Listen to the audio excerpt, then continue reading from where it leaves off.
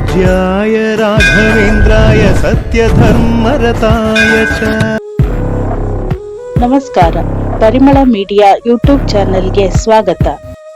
ನಾವು ಹಿಂದಿನ ಸಂಚಿಕೆಯಲ್ಲಿ ಕುಹಕಿಗಳ ಗುಂಪು ಶ್ರೀ ವಿಜಯೇಂದ್ರ ತೀರ್ಥ ಗುರುಗಳ ಮತ್ತು ಕನಕಾಚಲ ಭಟ್ಟರ ಬಗ್ಗೆ ನಿಂದನಾ ನುಡಿಗಳನ್ನು ಆಡಿದ ವಿಚಾರ ತಿಳಿದುಕೊಂಡಿದ್ದೆವು. ಈಗ ನಮ್ಮ ಬಗ್ಗೆ ಏನೇ ಆಡಿದರೂ ಸಹಿಸಿಕೊಳ್ಳಬಹುದು, ಆದರೆ ನಮ್ಮಿಂದಾಗಿ ಗುರುಗಳು ಆಪಾದನೆಗೆ ಈಡಾದರೆ ಆ ಪಾಪ ತಗುಲುವುದು ನಮಗೆ ಲಕ್ಷ್ಮಿ ಎಂದು ಕನಕಾಚಲ ಭಟ್ಟರು ಹೆಂಡತಿಯ ಮುಂದೆ ಬೇಸರವನ್ನು ವ್ಯಕ್ತಪಡಿಸುತ್ತಾರೆ.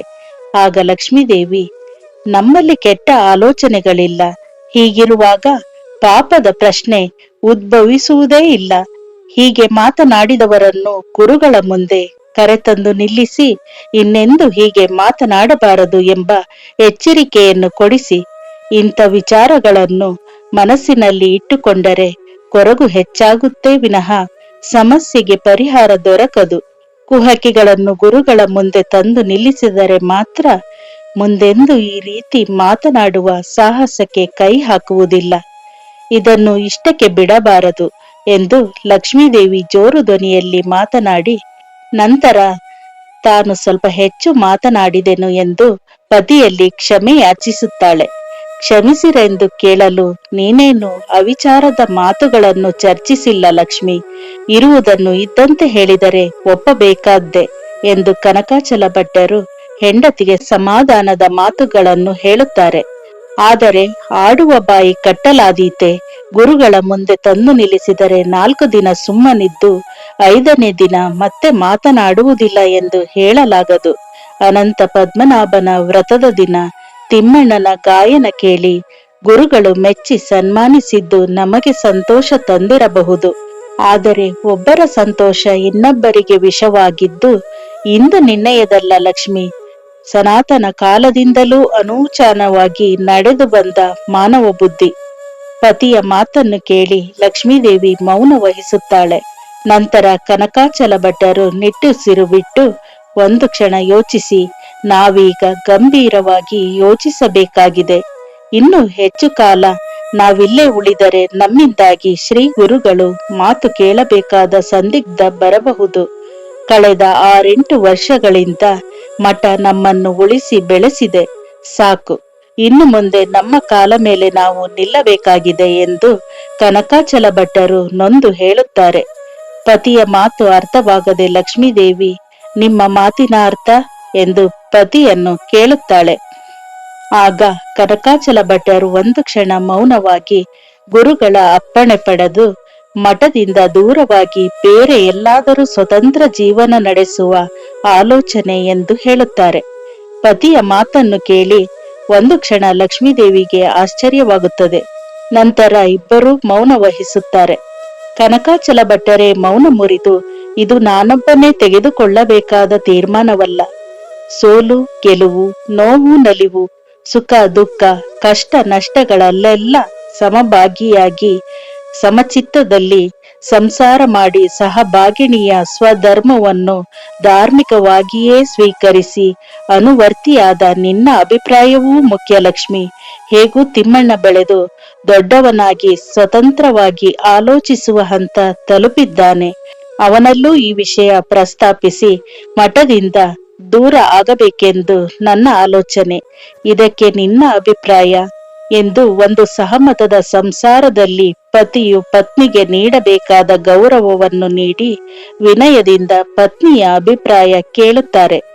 ಪತಿಯ ಮಾತಿಗೆ ಅಷ್ಟೇ ವಿನಯದಿಂದ ಲಕ್ಷ್ಮೀದೇವಿ, ಇಲ್ಲಿಯವರೆಗೆ ನಿಮ್ಮ ಮಾತಿಗೆ ಮೀರಿ ಸ್ವತಂತ್ರವಾಗಿ ನಾನು ಯಾವ ನಿರ್ಧಾರವನ್ನು ತೆಗೆದುಕೊಂಡಿಲ್ಲ.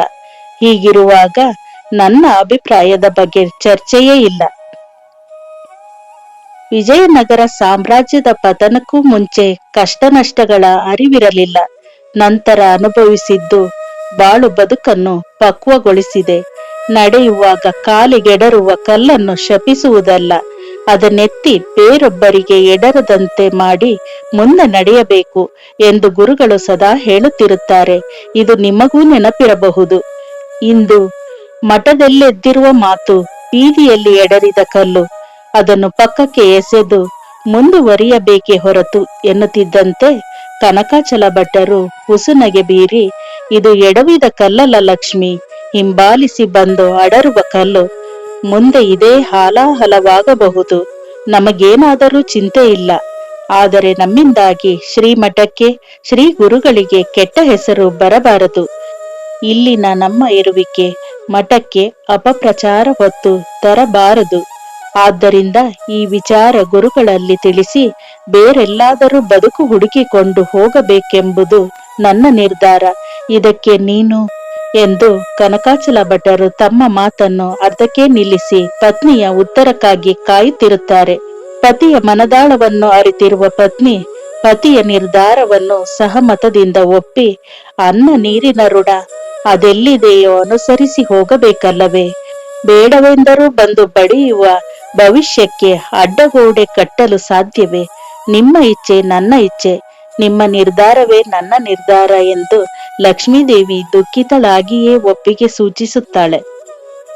ಮಾರನೇ ದಿನ ಭಾರವಾದ ಮನಸ್ಸಿನಿಂದಲೇ ಶ್ರೀ ವಿಜಯೇಂದ್ರ ತೀರ್ಥರ ಹತ್ತಿರಕ್ಕೆ ಬಂದ ಕನಕಾಚಲ ಭಟ್ಟರು ಗುರುಗಳಿಗೆ ನಮಸ್ಕರಿಸಿ, ನನಗೆ ಮಠದ ಆಶ್ರಯದಿಂದ ಮುಕ್ತಿ ಬೇಕಾಗಿದೆ.